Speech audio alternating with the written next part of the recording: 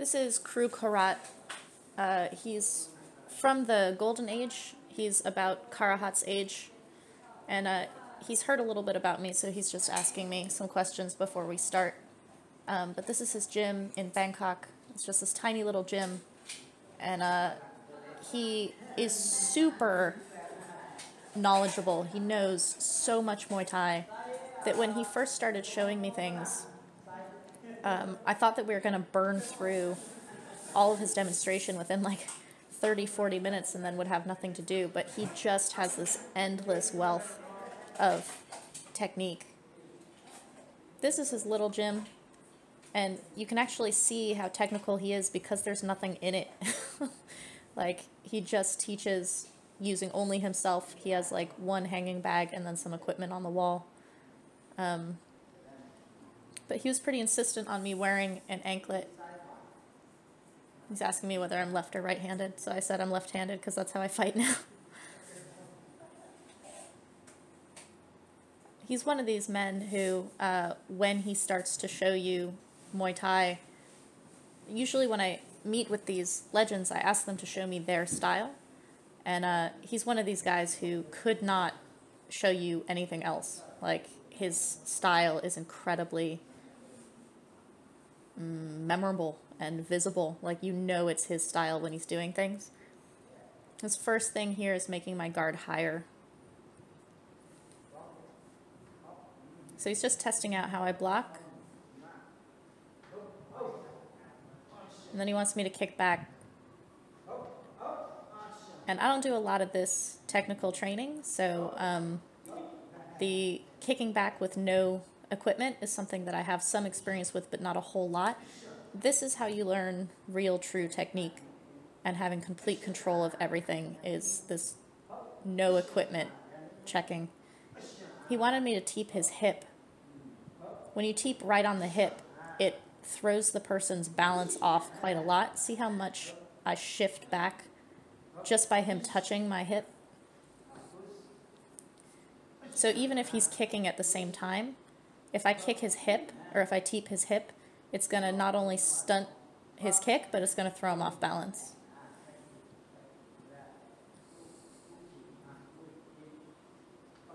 So if I teep, he steps over to the side as he parries. He says, don't step back. You step to the side. If you step back, you lose distance. If you step to the side, you take away the angle of the teep, and you've set yourself up to counter.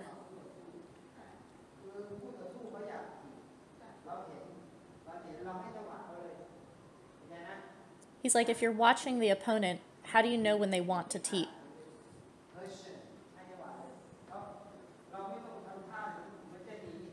He's like, if you sit there with your hips back, all eager for when they're going to go, you don't have any control. Instead, you watch the rhythm that the opponent has, and the opponent's going to bring their weight forward when they're about to teep. So you watch for that, and you step over at the same time.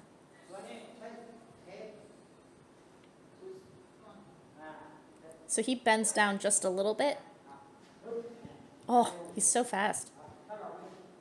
See how he squats down and then his leg pulls him over? So he does that pop down at the same time my weight is coming forward for the teep.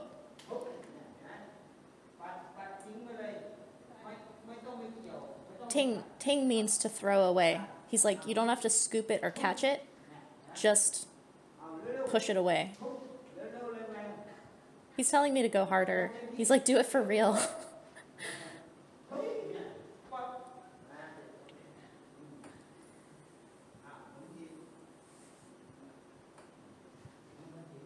So now he's going to teep and let me move over.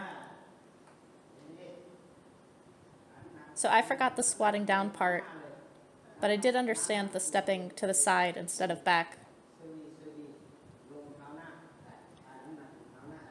So he's saying to have the weight on your front foot so that when you do that side step, you're shifting your weight over.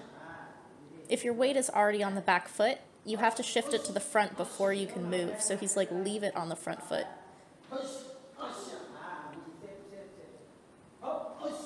And he wanted me to kick his back for real because he was protecting with his hands. This is all light technical, but he wants you to have real power in all of the movements because taking too much power out distorts the actual technique. Oh. See how I didn't even touch his hand? I just moved out of the way.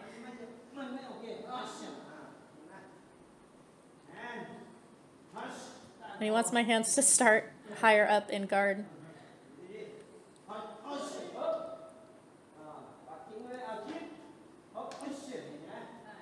See how casual he is? Like the front of his body almost stays in the same place, but that step back moves him just out of the way in an angle from the teep. And he can do either side. Oh, but he's totally ready to attack off of the sweep.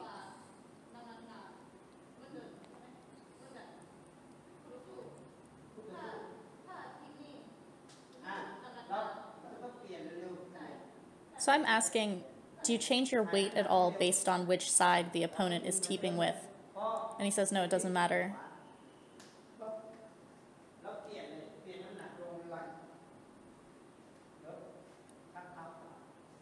So because he has to move the opposite leg in order to go, if I use my front foot, he'll have his weight on the back foot then, but it's becoming his front foot as he does the sweep. So it's kind of a reversal, but not really. So he was saying that you actually sweep kind of with your wrist because you're wearing the glove. So it's not with an open palm, which we're doing as we practice, but in a fight you would use like your wrist. It actually kind of hurts because the strength of the wrist against the ankle, because the ankle is trying to teep. So it's not ready to have that side movement impact.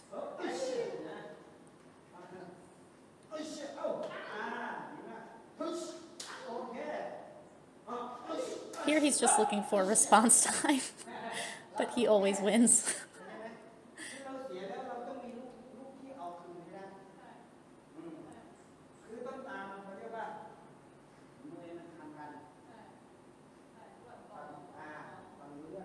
So he's saying you have to be ready to counter all the time.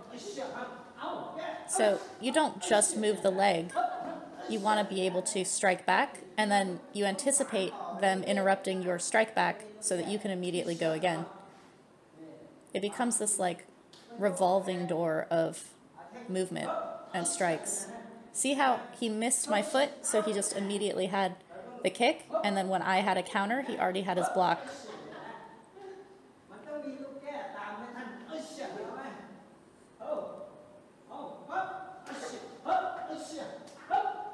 It's basically the same fundamental movement, has all of these options off of it. And so by having that step over, you also have the kick, you also have a block. See how he stayed in on a couple of those teeps? He's like, you don't have to sweep all of them, you can take a few of them.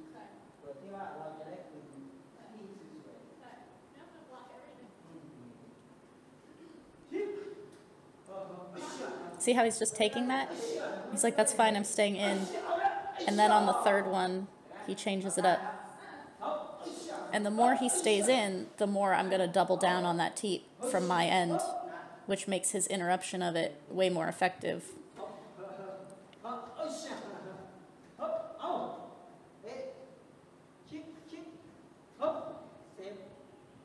This is cool.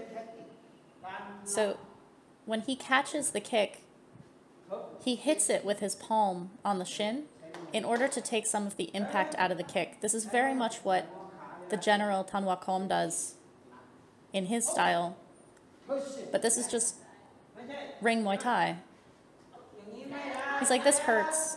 If you just stay in one spot, you get kicked in the ribs for real. But see how he kind of locks it with the arm on the same side, but he's interrupting the power with the heel of his palm. And then he's adding that little lean over to take more of the impact out as well.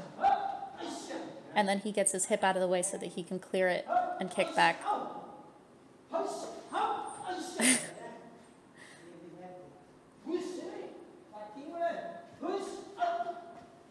So I was kind of gesturing towards the parry, but I didn't really push it out of the way. The push is important because it off-balances your opponent so that your counter is more effective.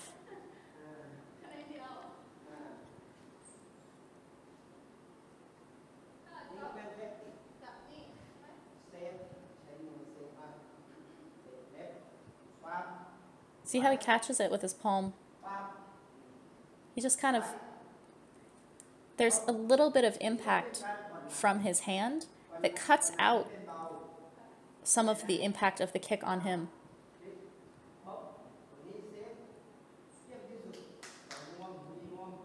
He's like, you're wearing gloves, which makes it a little bit like a pad anyway.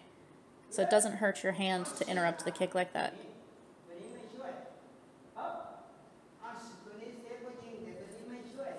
He's saying his foot isn't helping. His foot helps by stepping out at the same time.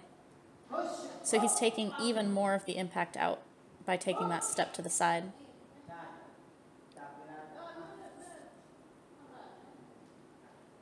I'm asking how to do this when your hands are really high in the guard that he wants. Do you just drop it down? And it's all about timing. So you have your guard up as regular, but then as you see the kick coming, your hand comes down just the same way you would if you were going to parry the teep. He really emphasized this thing that you only ever do the same thing twice, and then you change up on the third one because it catches the opponent off guard.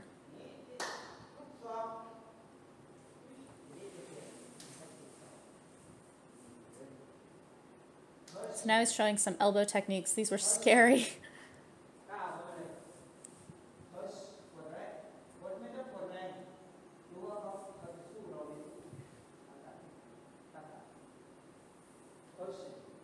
See how he's like hooking the hand down?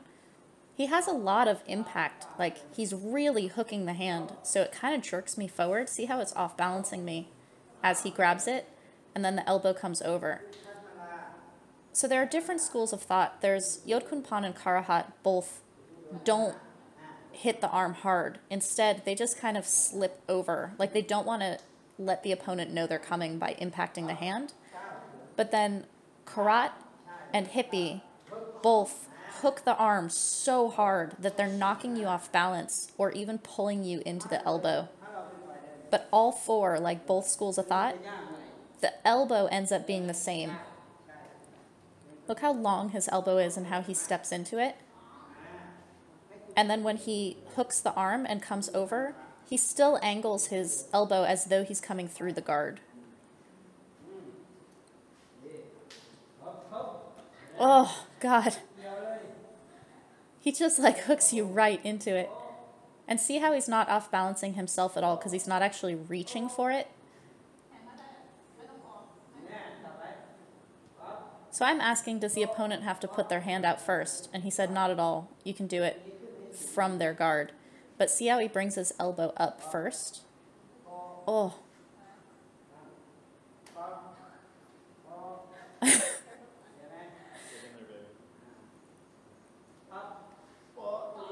And then he puts the spin in. See how he steps across my body with his left leg? So he slaps it down, which causes me actually to fall forward a little bit. And then he comes across my body for that elbow.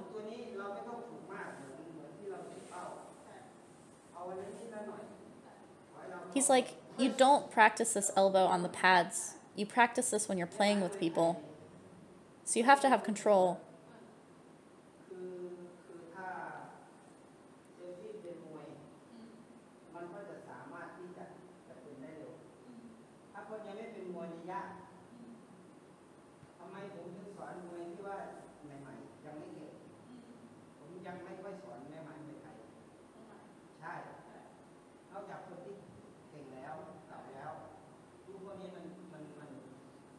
So he's saying you practice this with people who have control. You don't practice elbows with beginners.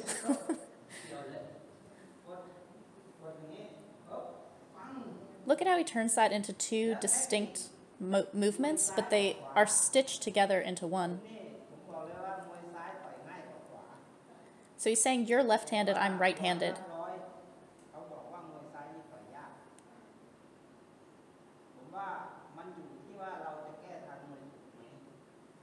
So he's showing what to do when you have opposite stances. So he's saying, because I'm southpaw, I'm only going to use my front side like 10%. I want to use my back side 90% because that's where all the power is. So because he knows I'm going to use my left side 90% of the time, he keeps this foot, his foot, in the back ready to block all the time. He keeps his weight on the front because he knows I'm really going to be doing everything from one side.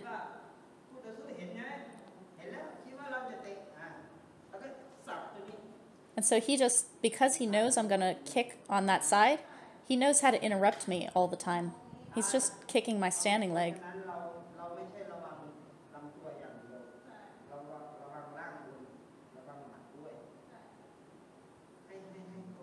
He's saying that you have many weapons, but they're pretty much all going to be coming from one side. So I'm saying you watch for the opponent's weight to come in the front. And he said not so much. Really what he's focusing on is that because of my stance, he knows which side I'm going to be striking from.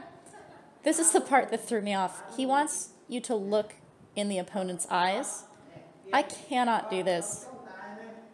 But he really, really insisted on it. He's like, if you look the opponent in the eye, you can see the entire picture.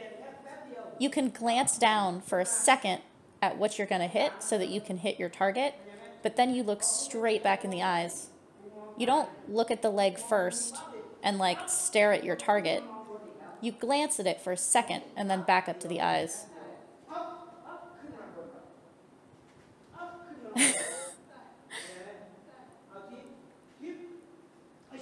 See how I'm staring at his hips because that's where I'm going to teep?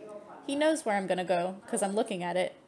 But if you just glance down for a second and then back up, you're not giving away what you're going to hit.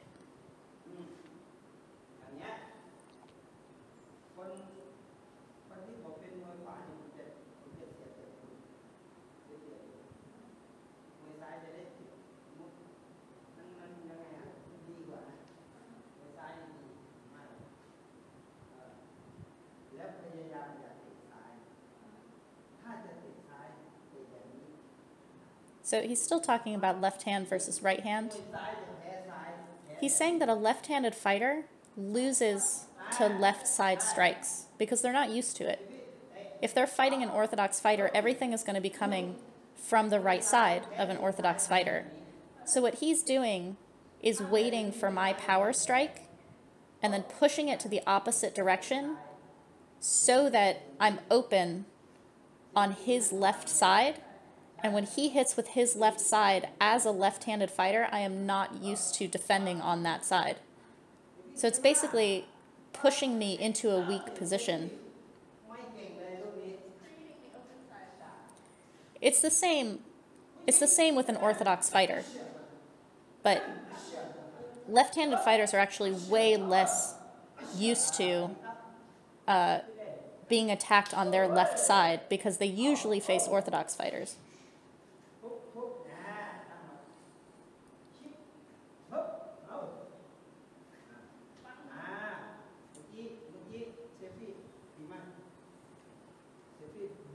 So see how when I try to teep his leg, he just moves ever so slightly out of the way, but not so far that he can't still reach on that counter kick. And see, he has the next thing. So he goes to teep my leg, I get out of the way, and I counter him back, and he already has catching my leg and sweeping it to the side. It's this endless calculation of possible counters and having a counter to the counter. So he wants me to get out of the way. And then he wanted me to come forward as a counter so that he could teep me off. I had a hard time understanding what he wanted from me because I knew that he was going to I knew he was going to do that move, so I didn't want to come in. But he wants me to respond the way an opponent naturally would, which is after dodging the kick, they want to kick you back immediately because that's how this endless counter works. Look at his feet, though, and his legs, and how much he turns himself to the side in order to gain control. So I get out of the way, come to kick him, and he's already teeping me with that side teep to interrupt my counter.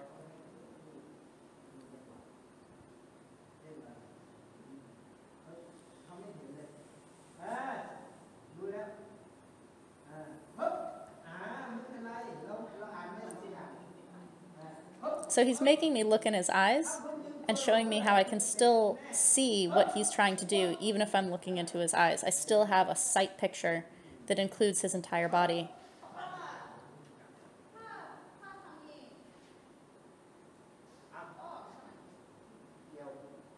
So I'm hanging on this elbow arm hook thing because it feels to me like you have to reach out. So I'm asking him, do you have to reach out? And of course you do a little bit, you're covering distance, but see how he's not reaching? He's landing on my arm like a falcon grip on a branch, like it just goes straight to it and pulls it down.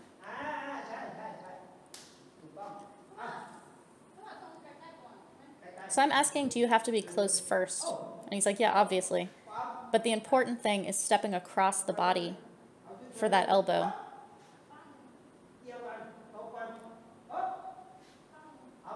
So I'm hooking his arm because it's part of the move, but I'm not hooking his arm the way that he does. Like, he really grips and pulls it forward so that you're essentially pulling the opponent towards you as you're doing the elbow.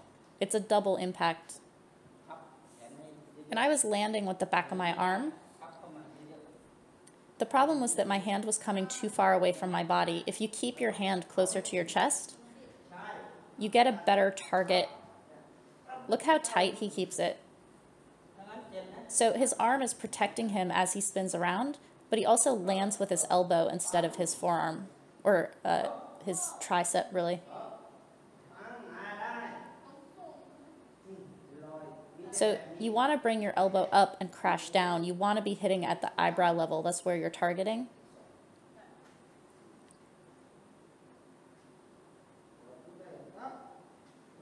Look at the position he takes. He's controlling my arm from the inside of my elbow. And then he's creating space and kind of pulling down my arm and elbowing over. So he swims in, but his other arm is on the outside. He's just creating space with control of that arm. And then you step back and elbow.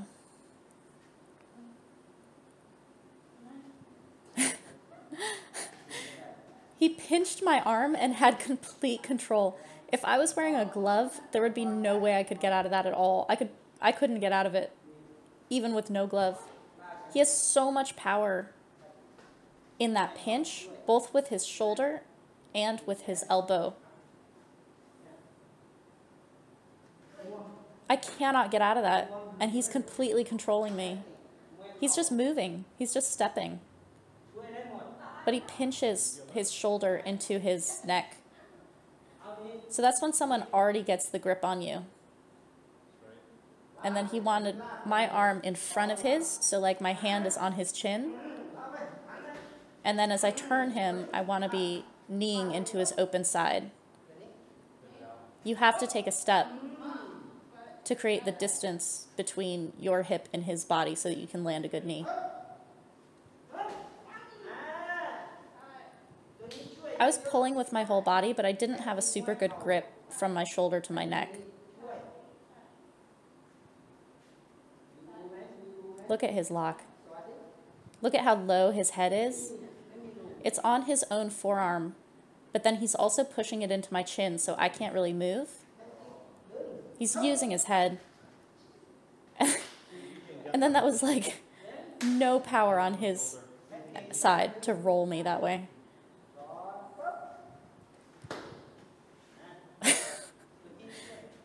His foot touches my foot and interrupts. See how he just touched my lower leg as he's pulling me. So it's like pinning that leg in place.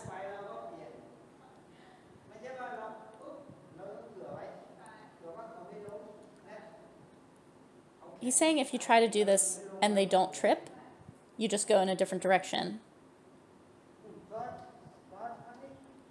So I swim in and roll, and then he used my roll to pull me in the same direction I was going in and actually won that exchange.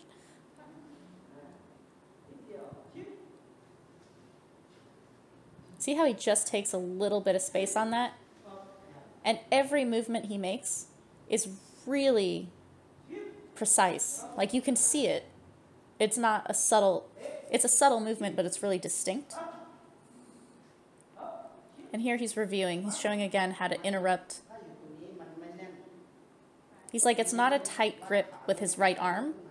Instead, the important part is stopping it with his left hand and then lifting.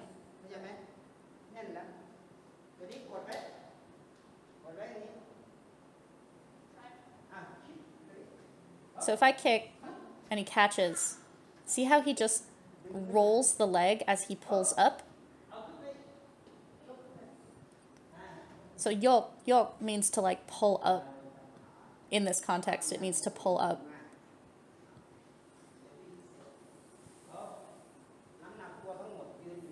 So he's saying you have to put all your weight on your standing leg.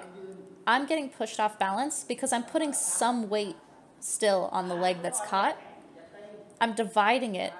There's no reason to divide it. My leg is caught by him. It needs absolutely no weight on it unless I'm going to be putting all my weight to push it down. He's standing with all his weight on his standing leg, and so he has complete control no matter where I'm trying to move him. See how he's just hopping and he's relaxed, and then a second later he yanks it in and teeps me off. So he's rotating his knee up so that he can then hit my hip with his heel. So you're like sliding your leg out, but you do it by turning your knee up. Gansak does this move. I'm doing it as this like slither out because I don't put enough weight on my standing leg, but he's like hopping on his standing leg and then can do like a sudden slip out and kick. He has way more control of all of that movement because of putting more weight on his standing leg. So he started pulling me, which forced me to have more weight on my standing leg because I had to hop after him to maintain my balance. There we go.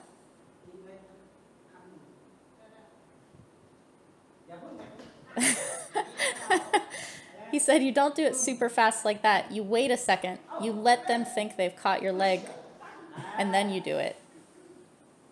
It's not one movement, but you also don't hesitate too long. This part was crazy. So he puts all his weight on his standing leg, and then look at how much control he has for his punch. That part I've seen, the uppercut I have not. Look at how he can just go back and forth. He's obviously very good at this. He said he was good at this in fights. Oh, he's even using his standing foot to generate power for that uppercut. It's crazy. So he can feel that I'm still putting weight on the leg that's been caught. All his weight is on his foot. Then see how he twists his foot? See how he puts his heel towards me so that he has complete stability? I was up on my toe, which means that I didn't have full control.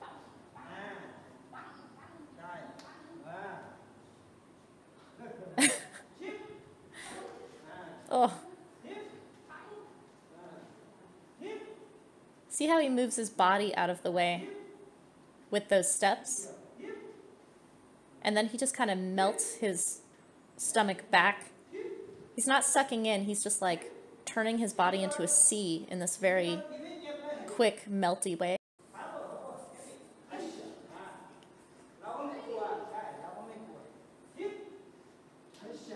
So this is an interesting point about working techniques, is that he keeps emphasizing that he wants me to do real teeps, like he wants real power and real speed, because that's how you get the right response time to it. So here he catches the teep. He's like, this is a foul, where he like rolls me over his hip. I do think that the other one he's doing is also a foul, but you do it fast enough that it probably doesn't matter. See how he just kind of, he doesn't hook my leg and pull with the hook to trip me. Instead, he's like tapping with the back of his leg, but because he's walking forward, it's actually walking forward that's knocking me over. So you catch it. Oi.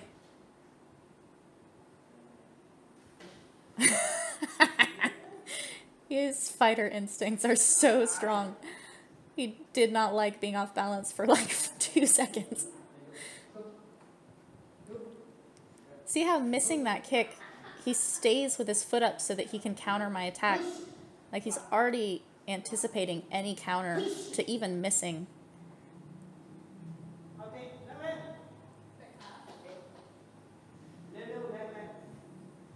So he wants a real kick so that it doesn't distort the technique and so that he can work on the timing.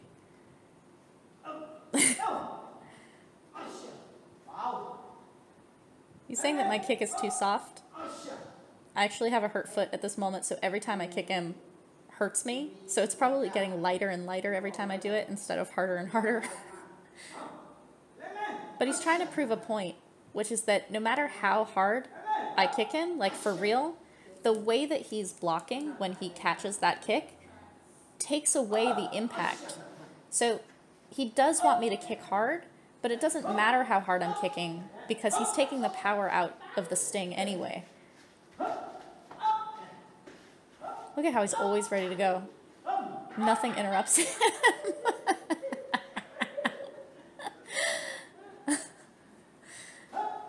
Oh.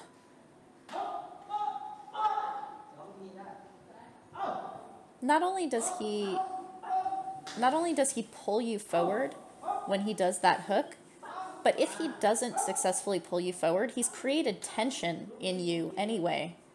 So you're kind of posted.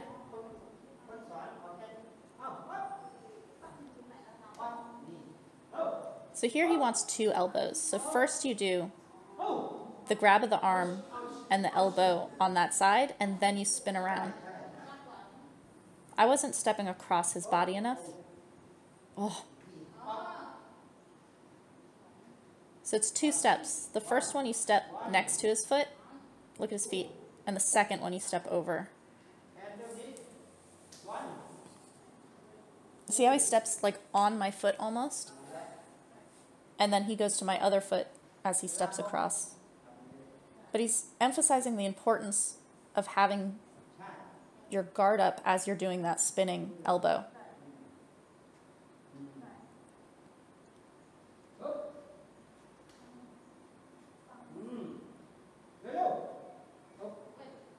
So basically I'm elbowing with my right arm, and then that arm needs to come up as a guard as I'm coming around for the left elbow.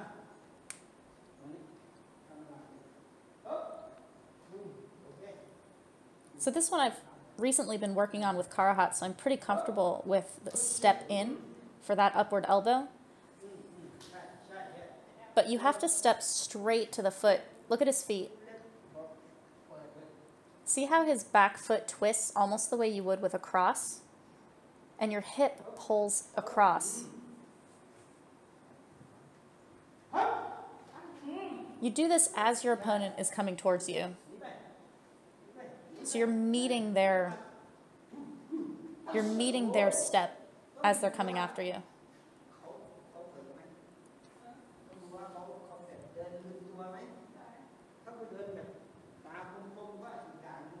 He's like, this is how the opponent's coming forward.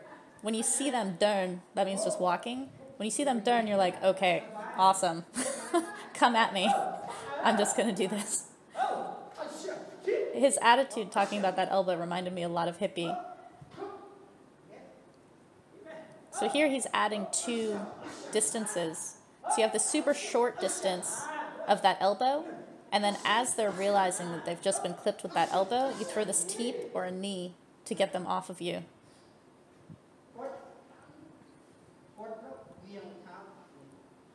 So you push down on the hand, and then you pivot out. I thought that he was saying you had to grab the neck. You don't.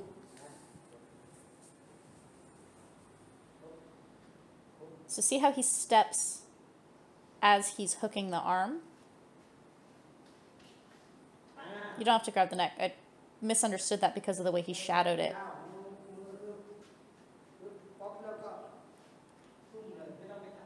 So he's saying you don't have to grab, just pivot out. I don't drop. You don't have to grab. So he's like, you have to turn out beautifully. What he means is deliberately. Like, don't just swing out. Like, understand where your step is. And then kick hard. The reason my kick isn't hard is because I'm still turning when I start to throw it.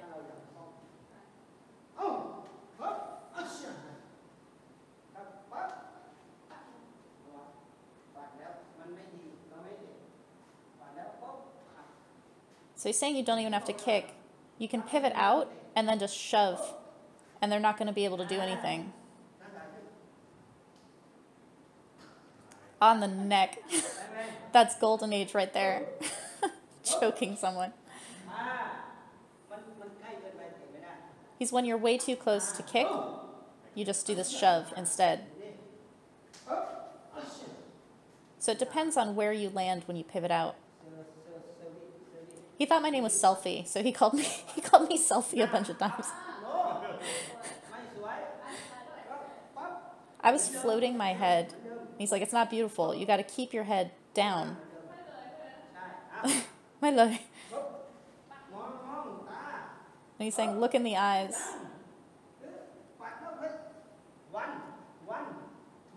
This was a game changer for me, him actually breaking down that you pivot out and then kick. Like, you don't kick while you're pivoting.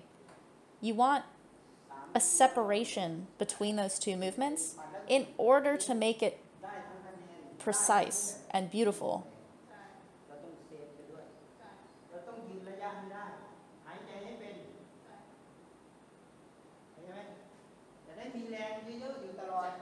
He's like, if your opponent has a lot of power, you want to keep moving until they don't have power anymore. Like, don't mess with that when someone has a lot of power.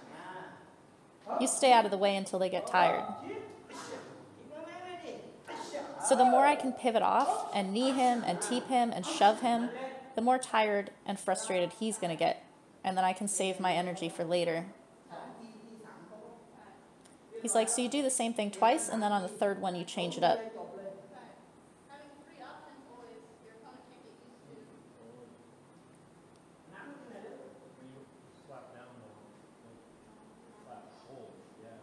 So I'm like slapping his arm because he has so much impact when he hits mine. But that's not what he's doing. He's actually pushing it down, which actually maintains a lot more control for yourself.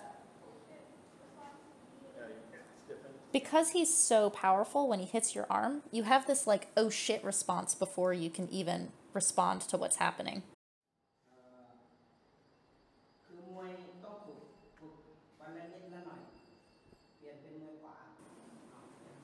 So he has me switch to orthodox.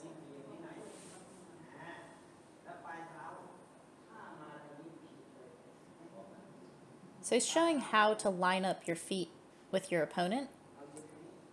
Look at where he angles my front foot. So it's out, not even quite 45 degrees, but it's angled outside of his stance. That's the important part. He's like, if your foot is pointed towards your opponent's opposite foot, that's wrong. You've closed yourself. He's like, Farang like this for some reason. I don't know why. It's no good.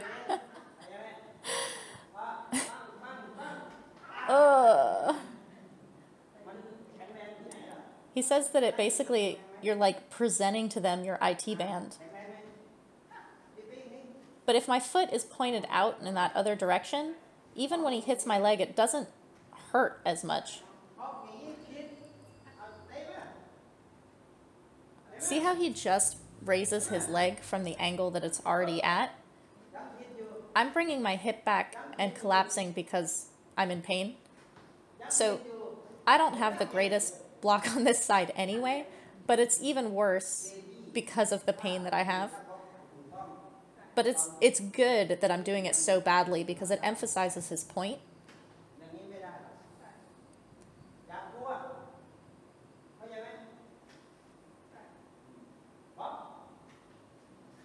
So see how I'm bringing my ass back first?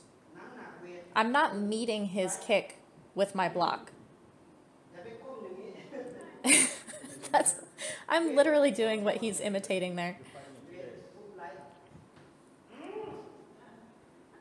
So there, when I left my leg out a little bit, it hurt him on his kick. You have to put your leg out a little bit on blocks. You kind of meet the kick with this like impact that hurts the kicker. If you collapse on it, it only hurts you. And he's saying that the angle of your foot and just lifting your leg is the angle that's going to meet that kick and hurt it. I'm not keeping my guard up.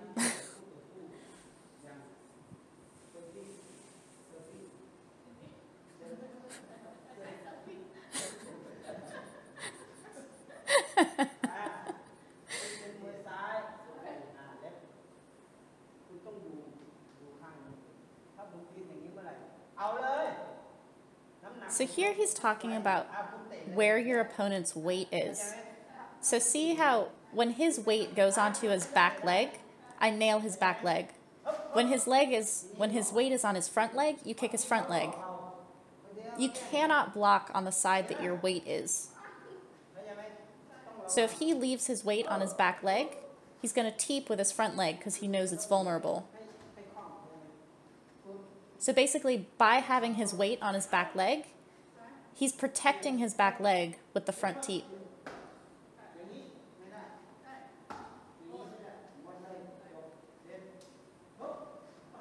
So he's saying control your kicks all the time. So if I go to kick his front leg, I have to maintain control off of that kick so that I can do the next kick instead of swiveling around and being vulnerable.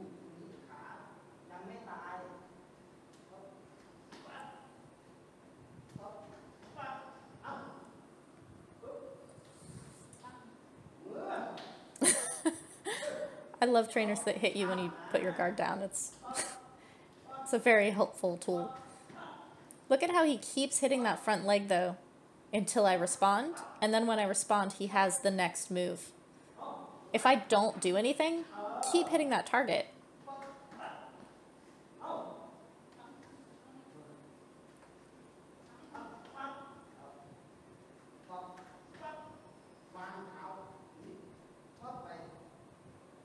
So he was saying that I was bringing my foot too far back between the two moves. He's saying just standing like this is enough. You don't have to bring it way back. So see how my foot came back just slightly behind my front foot, not like way behind? He almost brings it back to like square, almost.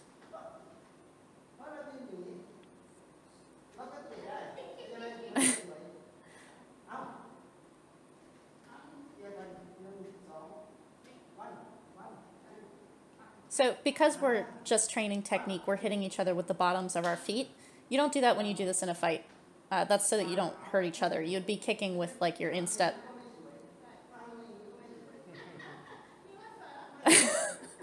He said bringing your feet together like this isn't beautiful. So I was like, oh no, that's not good. So see how you can do it on both the inside and the outside.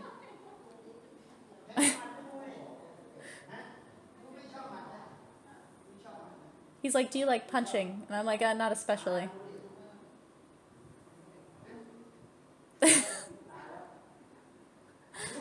He's saying you have to keep looking at people. He really, really emphasized looking at your opponent's eyes.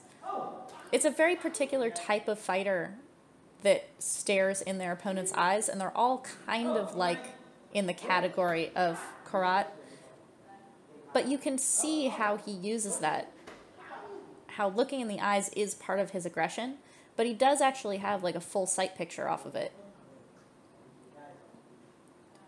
And again, he's emphasizing this thing about doing one thing twice and then changing on the third one. He's like, it's not going to hurt the first time you hit the leg. But if they don't know you're going to hit it, it hurts a lot more. Because they can't prepare for it. They can't flex to try to counter it. So see how he punches in the face first? He like messes with my legs twice, and then on the third one, he's coming for that leg kick on the other side.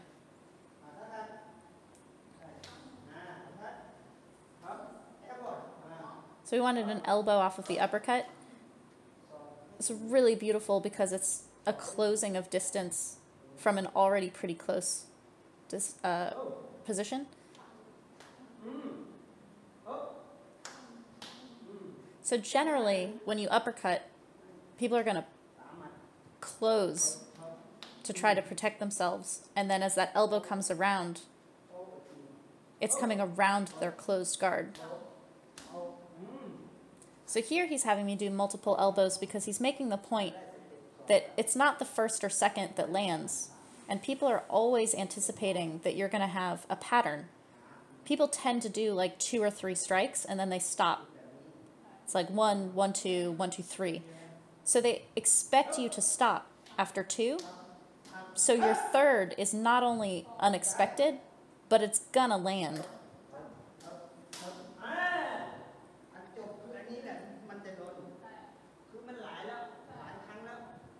He's like, the more you do, the more those later ones are gonna land. He's like, the opponent thinks you're done already. So don't stop.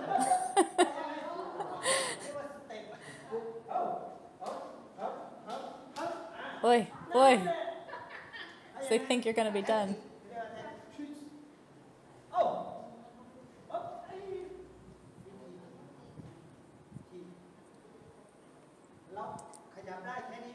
See how he's demonstrating getting on his front foot for that teep? He's showing what to look for in the opponent as the trigger.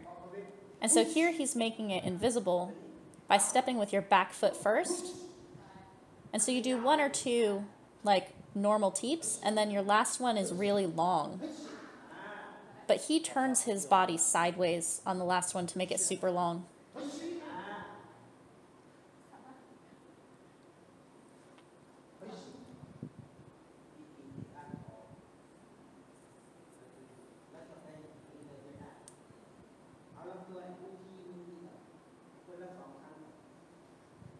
So 1 time, 1, and counter back, 2, counter back. Third one he's going to change. See how he went up to my head? So by the second one, you're like, oh, it's going to be a kick game. Like, I know how this is going to go. And then by the third one, right when they're getting comfortable, you throw something that they're not expecting. If you throw the head kick first, they're going to block it because they see it. You get them anticipating something first.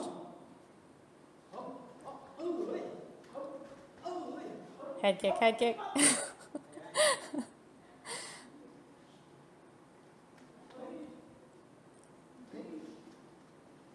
Oh. So see how he scoops the teep, and then he steps deep to the outside of that leg? There is nothing I can do to him when he's on that side of my leg. I'm essentially barred on the wrong side of my own body. He knocked me over with his butt just there. He just tapped me with his hip.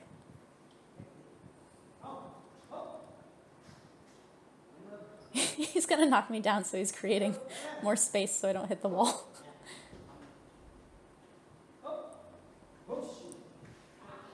So see how he's stepping past so that he can land that elbow? But if he steps close enough, he doesn't even have to throw the elbow. Just his body hitting the outside of my leg is going to knock me over. He's catching my kick on his block. He can tell that my shin hurts, and so he's making me put shin pads on, but it's kind of past that point at this point.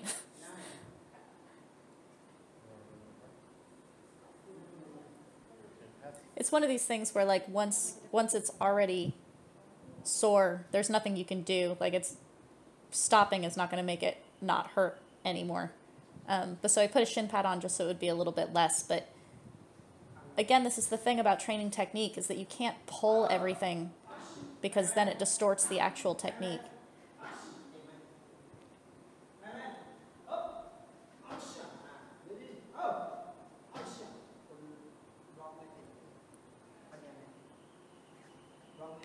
So he's emphasizing again this block with his hand to take the power out. He's like, you don't reach out. You catch it against your body. It's the same as like holding a pad.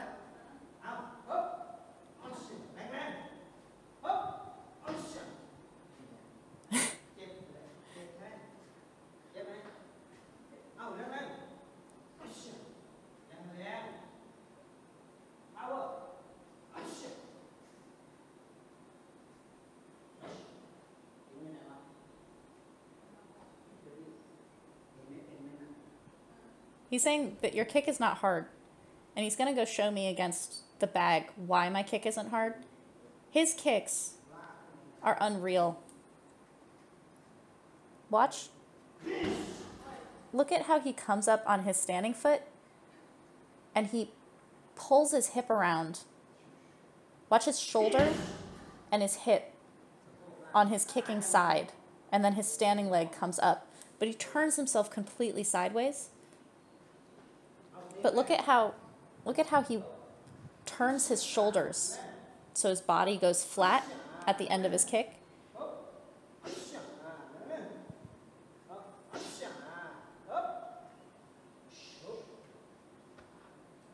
He does it even on that kick.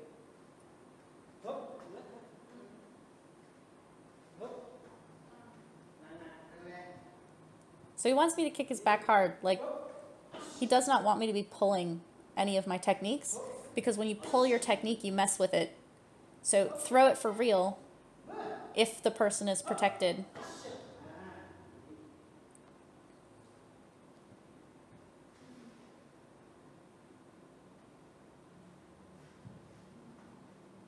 So he just has to move slightly out of the way because I don't come towards him on that kick.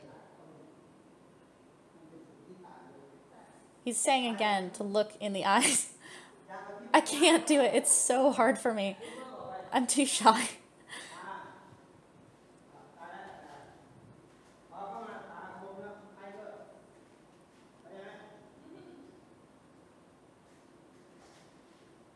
He said it's like a tiger. That's the energy he's calling when he's looking at his opponent's eyes. It's like a tiger. It's like he's completely sure. So see how he's leaning forward? See this game where you're like trying to hit someone's hand and they move it out of the way? He's comparing that game to this. See how he's staring at me and coaxing me to try to hit him? By looking me in the eye and sticking his face towards me, that's the like try to hit me, try to hit me, try to hit me. It's like inviting your opponent with no words to try to come after you. And then he's just dodging me all the time. I'm blocking. He's like, don't block. Get out of the way.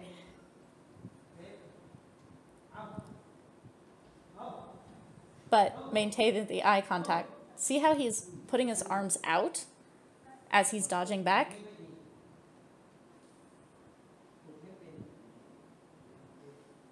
Look at his back leg and how his front leg kind of skips back just enough. Most of the distance he's covering in order to get out of the way is just his back foot, and then he slightly bends at the waist, but not a lot. He's not taking huge steps back. He's just barely getting out of the way.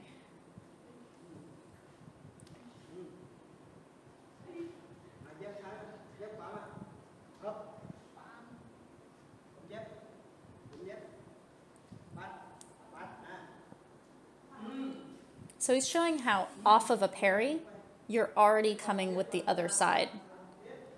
So the parry is part of the move of the counter.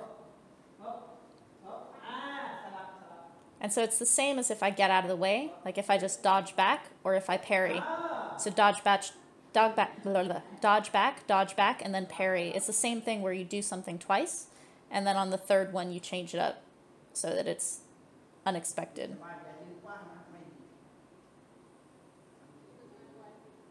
He's saying that my feet are too wide, and so I can't move in any direction.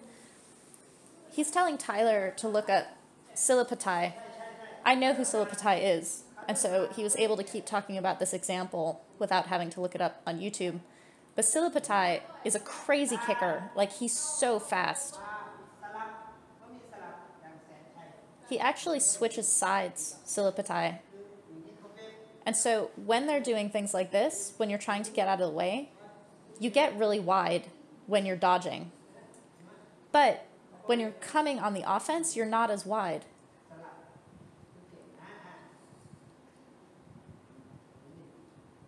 So he's saying switch the distance between your feet, and you can switch sides as well.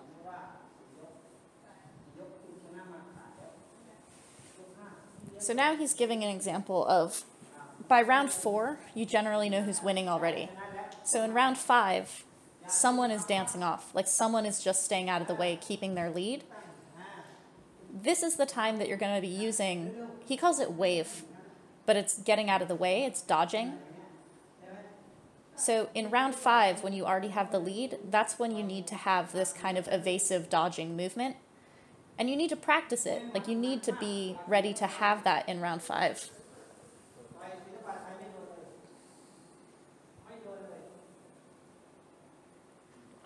He's saying nobody could catch Sylvie when he was doing this. He was crazy fast.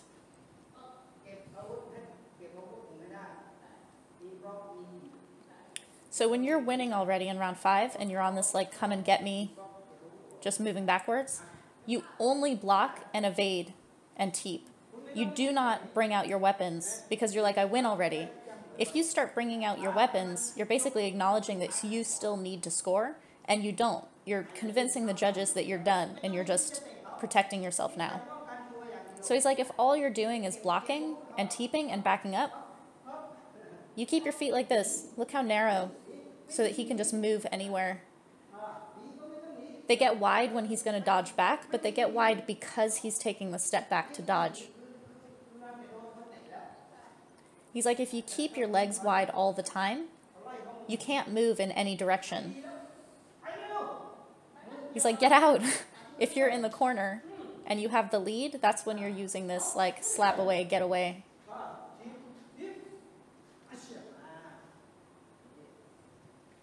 So now I'm winning.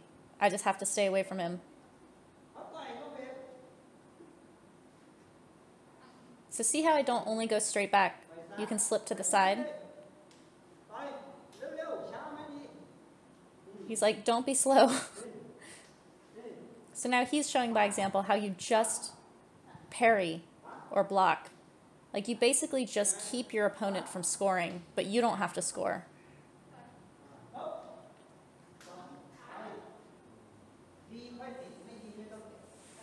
He's like, you don't have to kick if you're already winning. So now you're just doing all of these evasive maneuvers, and you can take out that kick that he had before because you don't have to score.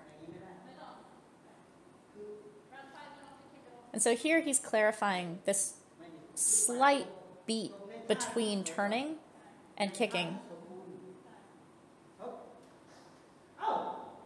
Then you kick.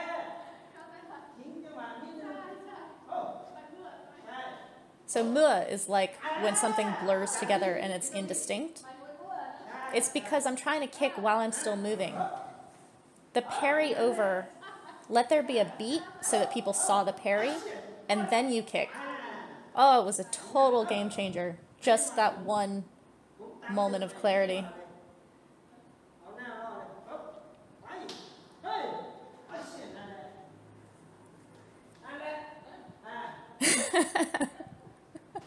He wants me to do what he's doing, like sticking my jaw forward and like coaxing someone to come punch you.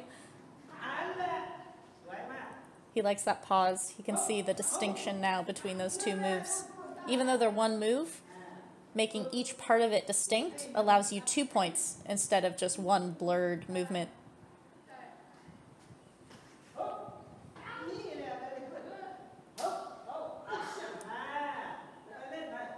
Especially in the last round when you're trying to stay away from somebody and show how in control you are. You want each one of your parries and movements to look controlled. You want it to look distinct. And it makes your opponent look more desperate the more in control and distinct your movements are. So here he's showing how his footwork allows him to move in any direction. See how at times it's wide and at times it's narrow? You just move around. Yodkun Pon talks about this all the time. He calls it playing with air, because in Thai the word for shadowboxing is to play with air. It's to fight air. So he's showing the same thing, how you basically, the more you move around, the more you get a feeling for how to have the width and narrowness of your legs to carry you in any direction. So now as I'm trying to stay away from him, if I have control of my footwork and parrying off and moving and teeping when I need to, I look completely in control and he looks like he's just chasing. This is a huge, important thing in fighting in Thailand, especially for the 5th round. Just learning this can win you an entire fight. Just this, because round 5 is so important. Oh, stuck in the corner. Get out of the corner.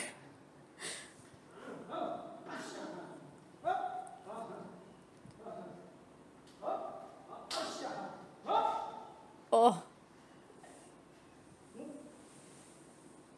This is cool too. So when he's hooking, he's missing on purpose.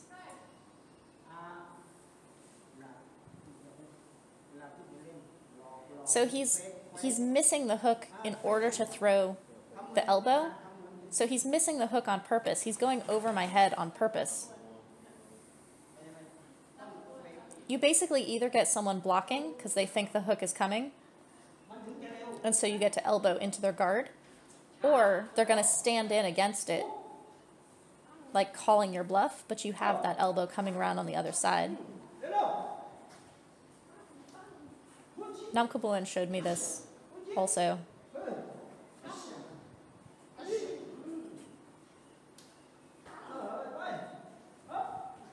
Oh. So when you're moving around getting out of the way, you're not only getting out of the way, you only want to get enough out of the way that you can land one of those distinct small points or strikes to like counter him.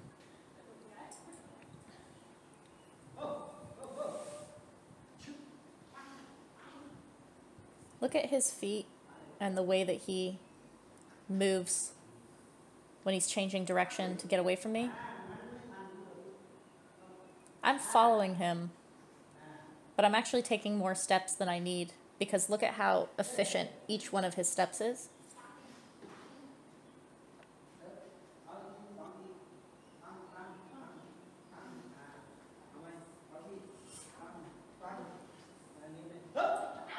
So see how he caught my leg and just walked? Like, he didn't have to rush. He just like kind of carried it with him for a little bit until he's ready to do something.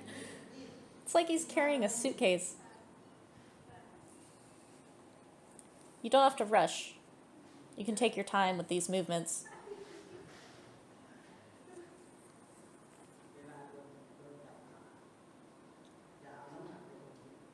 So here he's specifying the importance of keeping all your weight on your standing leg. So now he wants me to throw his leg. See how he doesn't go? If he has weight on his front leg, on his caught leg, he's going to spin. But if he has weight only on his standing leg, he's not going anywhere. Like, I threw myself trying to throw his leg.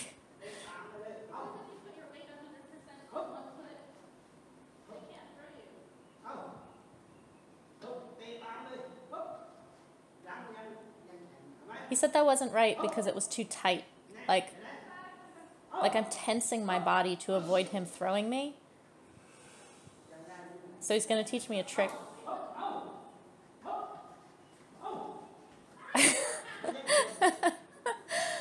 tried to do what he did and it did not work. I cannot throw him. Here, this is so cool. I have never, ever been taught this before.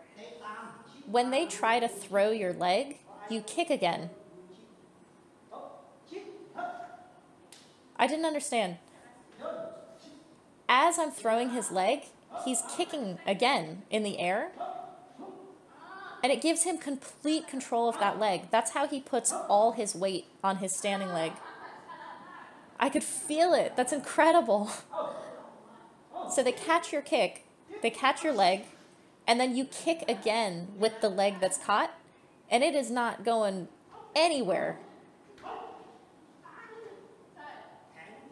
He didn't do the kick, and so his body is tight, and because his body is tight, when you throw it, he's going to spin. But if you kick again, it creates this like relaxation where you've put the correct power in your legs, so you're not going anywhere when they spin it. That is a monster secret technical key. That thing, if you learn nothing else, that is an amazing technique to take from this. I didn't do the kick again. Kick. No.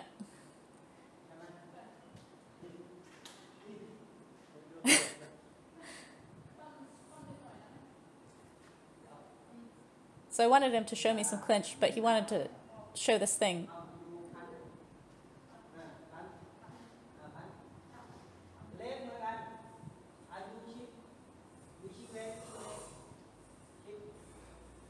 So the way that he was dodging with his face on my punch, he's saying it's the same with your leg. You just pull it back just enough, and then it pops right back into place.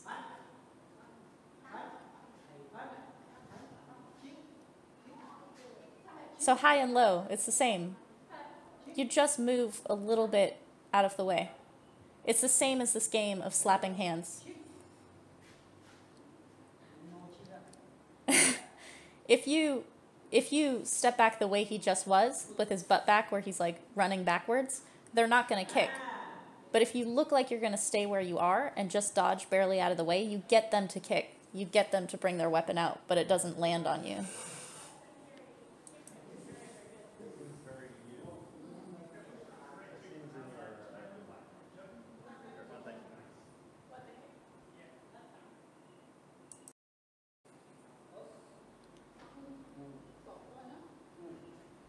Look at how he uses his head in the clinch also.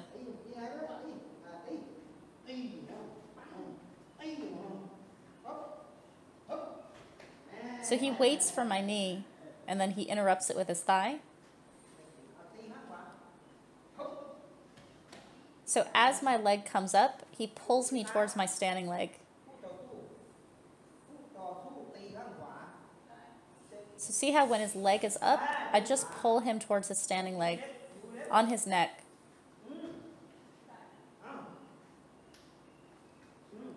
It's a timing thing. You know that they're going to knee on the side, and you just yank them towards their standing leg.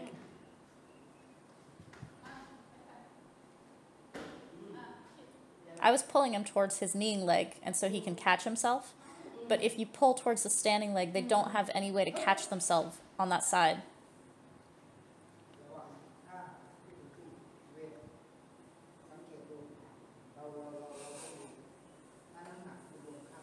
So he's like, you wait until you can feel their weight on that leg. So as my leg comes up for the knee, all my weight has to be on that standing leg. And so he knows which way to pull me.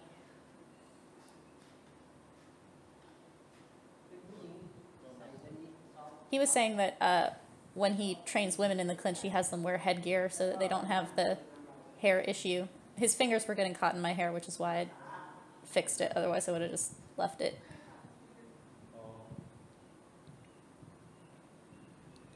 Rubber bands are the worst.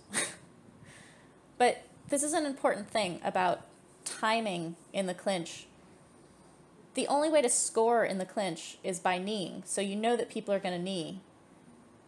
And so pulling them when you know their knee is coming up when they're on one leg is a big deal. This is a common trip to go outside someone's leg when they have their knee up. So I'm trying to trip him, but because he's totally relaxed, I can't trip him.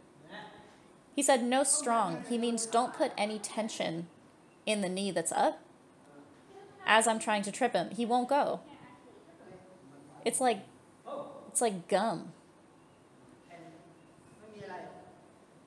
He's like, there's nothing. You can't do anything because there's no tension in the leg.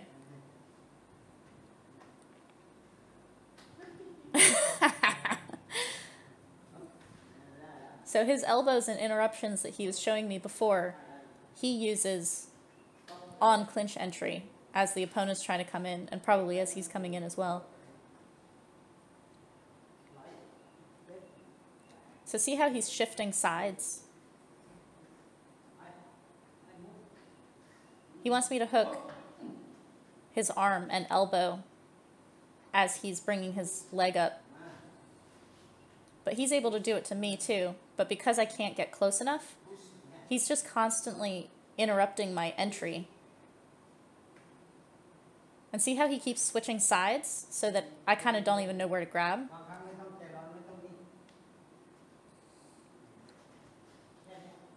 He's saying you don't have to rush.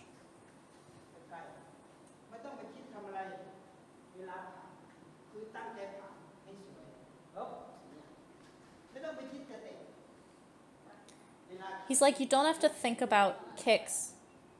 They're not going to be able to kick you while you're pushing them. And then you can kick them at the very end of everything once you get them into the ropes. But he's basically galloping you across the ring. See how he leaves his butt back when he's doing that? And he's like, not like that. It's basically, there's no power in the push, but it's consistent. His legs are relaxed, and his torso is what's driving everything. He's just carrying himself across. Here, he wants my arm on the outside. Look, he'll show me why. If I go inside, he can just slap it off. If I go outside his arm and push, he doesn't have the power to pop it off.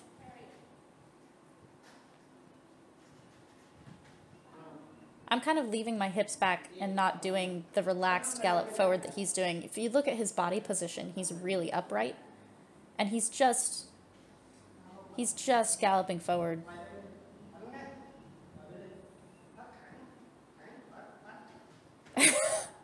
So he was pushing on me, and then he made his arms really stiff, like he was pushing hard, and that's when I was able to parry him off. So when he's saying my king, as he's pushing me, he means the hands and the arms have flexibility in them. Like they're not hard. You're not making these like battering rams with your arms. The arms are kind of flexible, and you're bringing the power with your torso. If you make your arms really stiff, someone can parry you off like that. So he's trying to show me that even if I'm trying to grab and hook his arms like he's been showing me, if you make the arm relaxed, it won't knock you off balance as you're being parried. It's the same thing with the leg, how I couldn't trip him with his knee up because he took the tension out of his leg.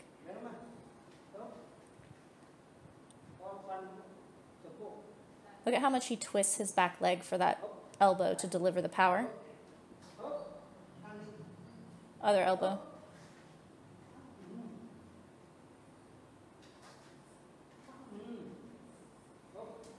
It's like a cross. You really want to bring your hip and foot across.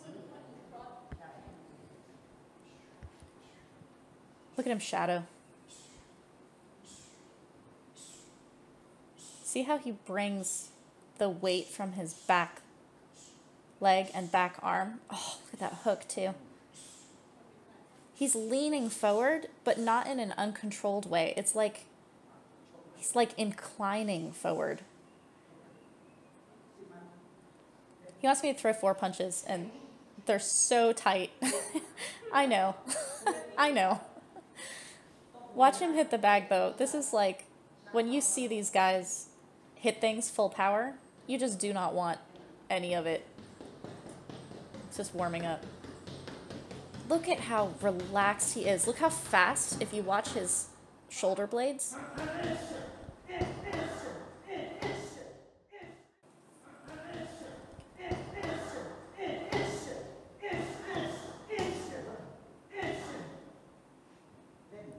He's saying len, len, len, which means play.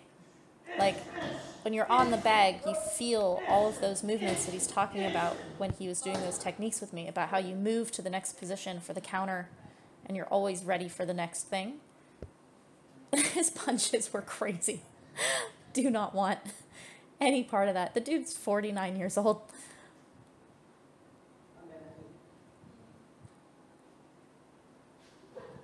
Look at how he puts his head into my shoulder, which essentially makes it so I can't use that arm at all. It makes me one-handed immediately.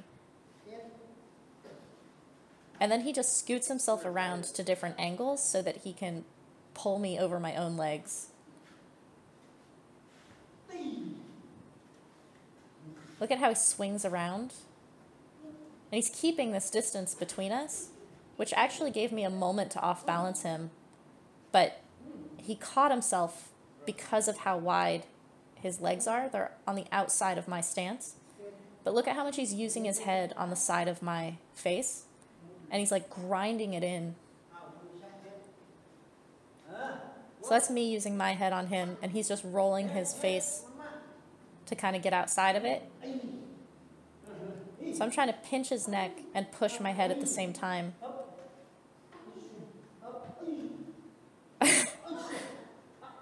But he waits until my head comes forward a little bit and then pulls it to further off balance me, because the body goes where the head goes.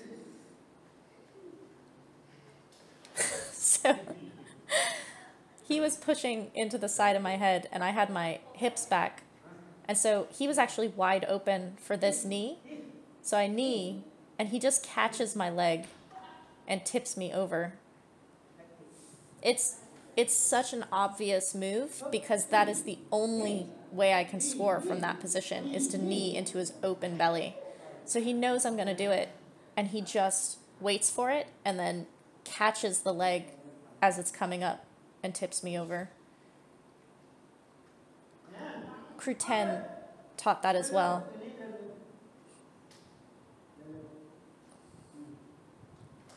Crew 10 spent a bit of time on it, so you can watch that in the library for that technique. So here's when your opponent is walking again. That's that upward elbow being like, yeah, come at me.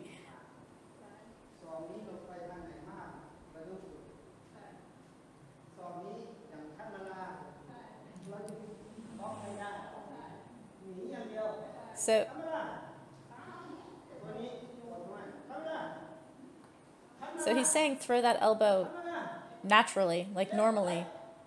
If you tell your opponent, like your training partner, if you tell them that you're throwing this upward elbow, they know how to dodge away from it. You cannot goom. Goom is to like duck in. If you duck in, you duck straight into that elbow. So when you're training it, you just put the hand there to parry it. So you can train this with a friend, with a partner, if you tell them this is what we're working on so that they know how to parry it. If it's those elbows and other elbows, they might potentially duck into it at some point.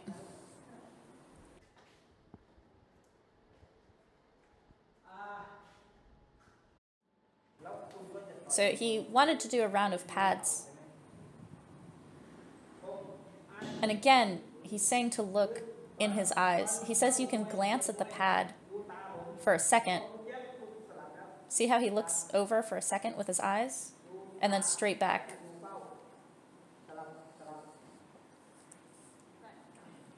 See how he's looking down and back up? Like stealing glances at the target. But you're looking at the eyes as you actually make the strike. So you don't look as you're making the strike. You like check to see where it's at. And then you're looking in the eyes when you actually execute the strike.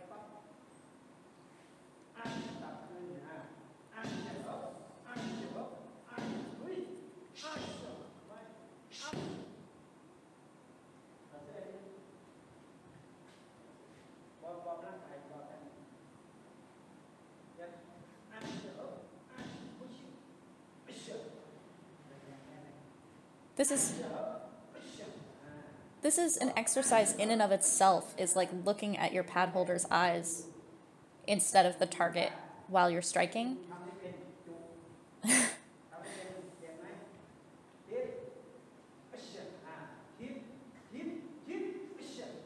So he's making me look at him while I'm teeping.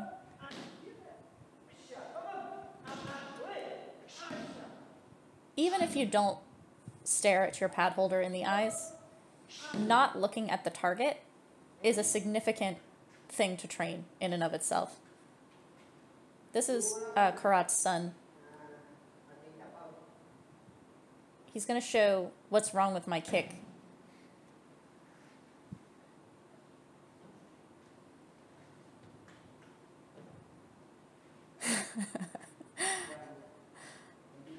Sons of ex-super fighters having to deal with their dad kicking them so hard with the pads is its own thing. They're amazing, though. See how he angles his foot outside the stance of his opponent? So he steps outside, but the angle of his foot is important to him.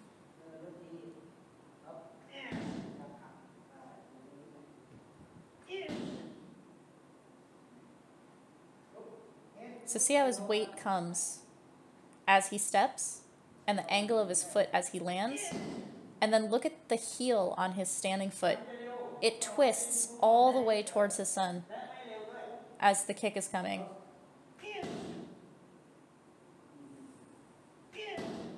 Because we're filming on the phone, because the camera ran out, there's a slight delay on the sound from when he hits the pad. If it were completely perfectly in sync, you would actually hear and see how fast his kick is from when he actually executes it.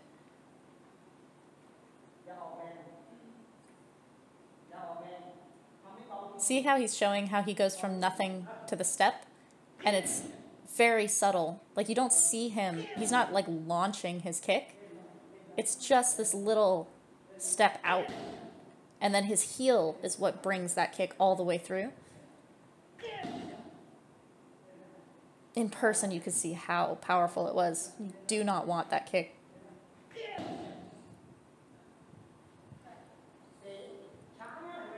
So he's saying that my kick is too slow, and it's coming around too wide.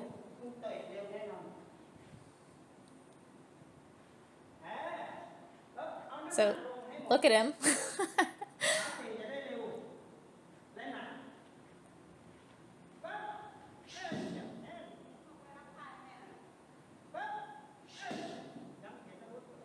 So I'm leaning back a little bit, which is partially because of the pain in my foot, but leaning back doesn't help anything. Like, you actually have to drive your shoulder forward a little bit on the kick in order to really bring it around with power.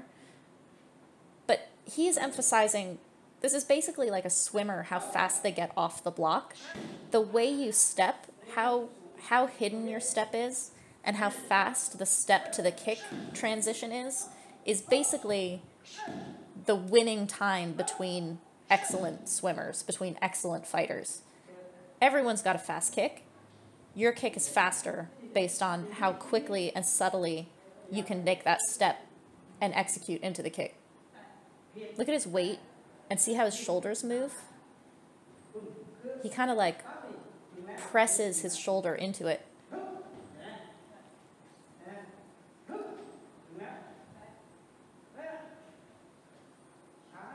He's saying that's too slow, bringing it around.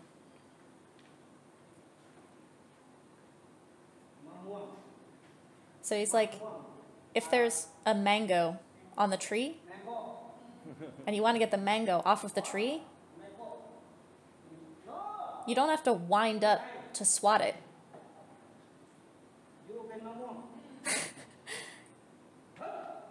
If you're the mango, you just smack it and get it off of the tree. You don't have to do like a big wind up. The wind up does nothing to get the mango off of the tree.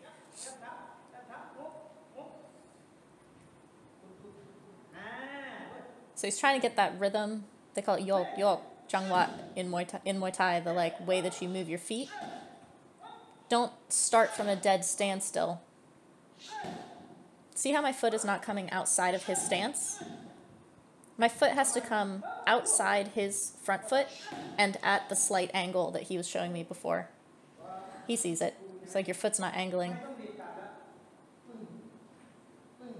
He's like, if you angle your foot first, you don't have to keep turning. leave it in that position. Don't swivel it every time you kick. There. So as you step at an angle, and then you leave it at that angle as you keep kicking.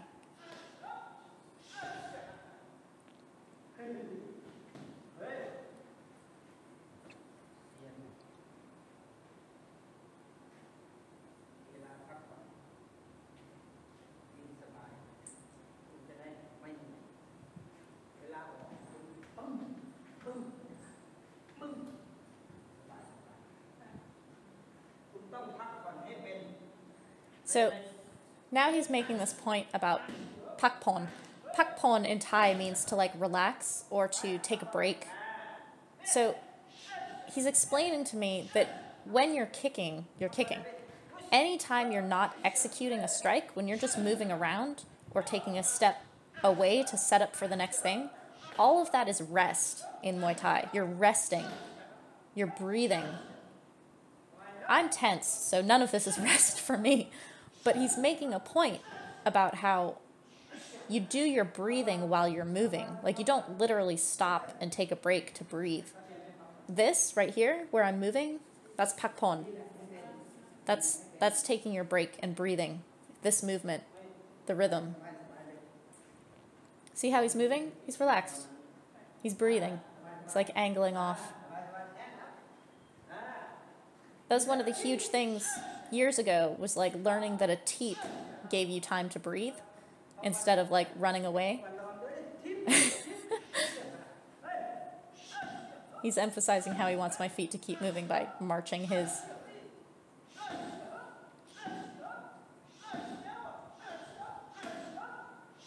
But this endless striking, this is a burn.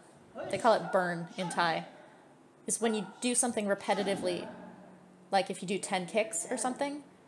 So you can do a burst like that, but then when you stop and you're just angling off, that should be for you relaxation. That should be resting.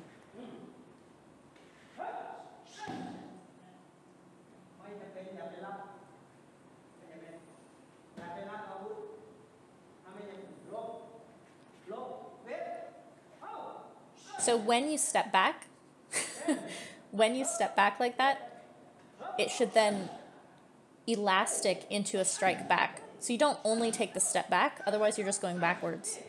If you take the step back, you then fire coming forward.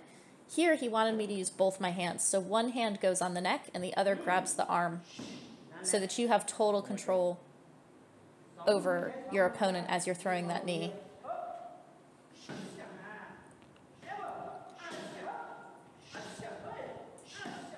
It's like a double grip. There. See how he teeped me and I had to come back? But then you step back towards him. You basically never want to give ground without taking that ground back up.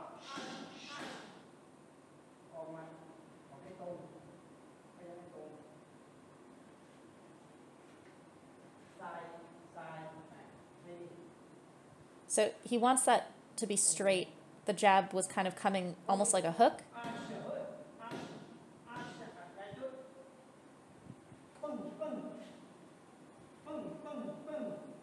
So he's like, don't stop. It's not like a punch and then you stop. There can be pauses between, but the pause is filled with timing for the next punch. There, that's not stopping, that's moving. It's these micro breaks that I take for sure. And I think a lot of people take because you like finish your set. But that's what he was saying earlier, is that everyone anticipates that you're going to have like 3 strikes and then have to start over. And so they relax when you've hit your 3 strikes and then you hit them with the 4th. So he's teaching me to stop taking those micro pauses and breaks to stay ready in between strikes.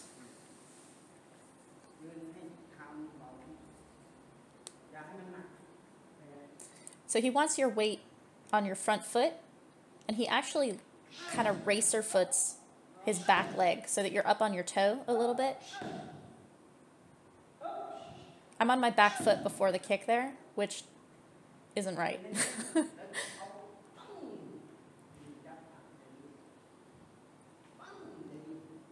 So see how his weight is on his front foot and he kind of racer backs his back foot like a sprinter?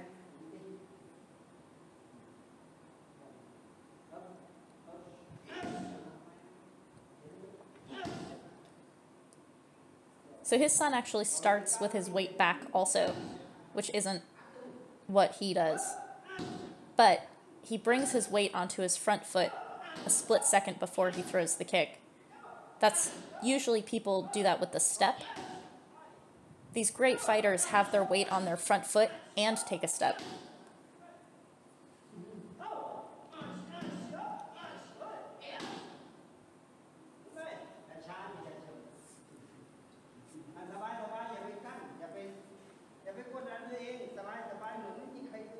So he's instructing his son to be more relaxed off of things. He's giving them the same instruction that he gave me, which is that between kicks, you need to be really relaxed, which not only allows you to breathe and not gas out, but it also hides what you're doing to your opponent.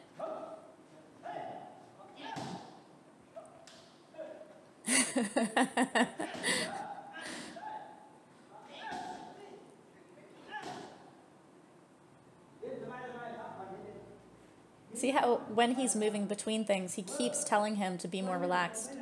He wants him to look completely at ease between all of his strikes and movements. So that as Khorat is coming after his son, he just wants him to be angling off like he's hanging out. He wants the movements to be precise and distinct, but not tense at all.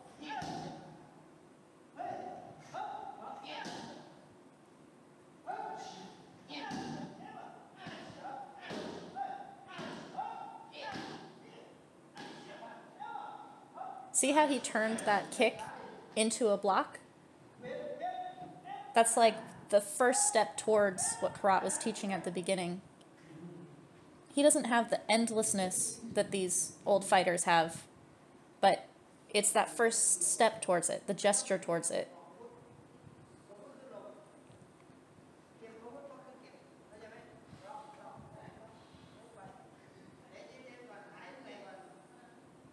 So he's saying you're always ready to block, and when you take a step in this relaxed movement around the back, you're not moving away.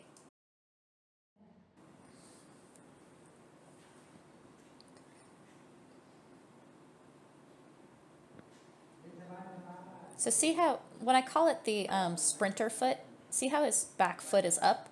I mean like a sprinter when they're getting ready to start and they've got that back foot up on the spike or whatever. By keeping that back leg on its toe, you have this relaxation in the back leg and your weight is on your front leg, but not in a like leaning forward way. He's talking about clipping into the pad by turning your standing foot at the last second. It's totally like how boxers will they'll talk about turning their wrist at the point of impact when you punch. By twisting the standing foot on the point of impact with the kick, you're rotating your kick into the target in the same way that boxers will like twist or corkscrew their punch as it's landing.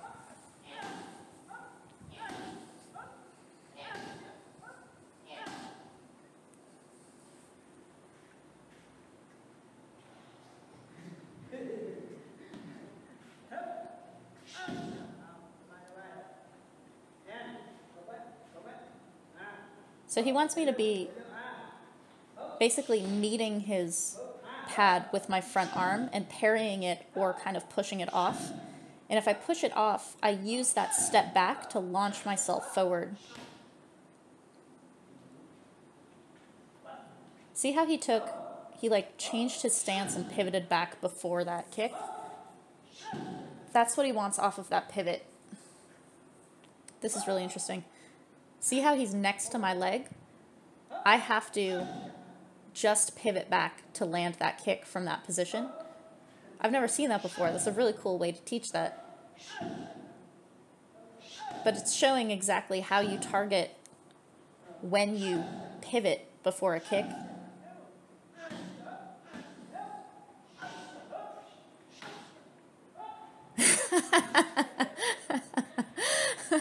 You wanted to do a spinning elbow on me, I can tell.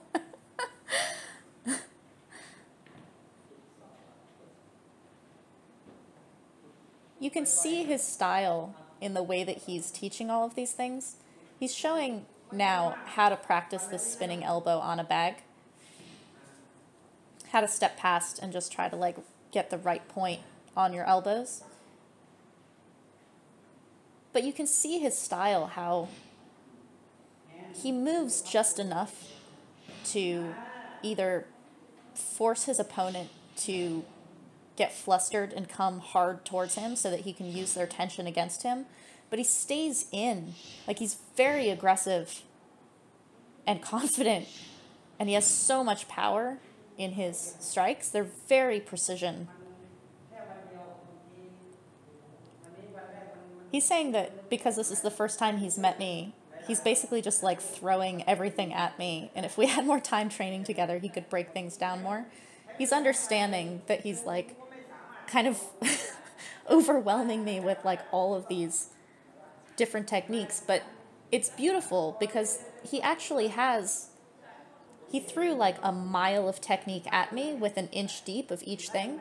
But he can go a mile deep on each one of these techniques as well. He has so much Muay Thai knowledge and technique in his style and in his form. It's so pretty. Definitely someone to learn a long time with. He has so much to show.